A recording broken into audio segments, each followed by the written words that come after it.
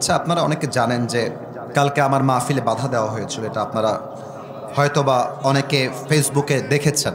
আচ্ছা, আমি আগে একটা কথা বলে নেই। আহ, এটা 5 আগস্টের আগের বাংলাদেশ নয়, এটা 5 আগস্টের পরের বাংলাদেশ। আমি আল কোরআনের মাহফিলে বাঘের বাচ্চার মতো বলবো, আগামীর পার্লামেন্ট চলবে কোরআন দিয়ে, আগামীর পার্লামেন্ট চলবে আল্লাহর কোরআনের সংবিধান দিয়ে।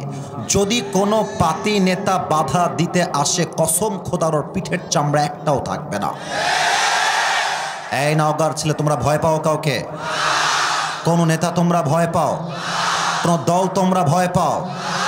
আরে যেই দল ক্ষমতায় ছিল সেই দলকেই তো আমরা ভয় পাই না।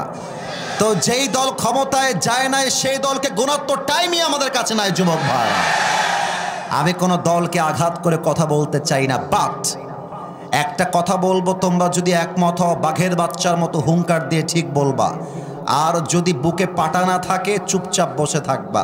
দেখা যাক তোমাদের বুকের পাটা কত বেশি।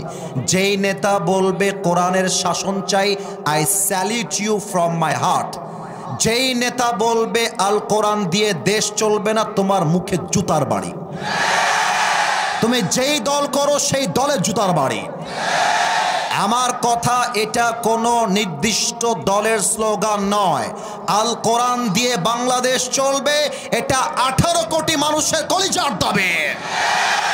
এবং আমার বিশ্বাস, আগামীতে কালেমার পতাকা জাস্ট বাংলার সংসদে নয়, আগামীতে কালেমার পতাকা আমেরিকার হোয়াইট হাউসে পথ পথ করে উঠবে। ঠিক না বলো?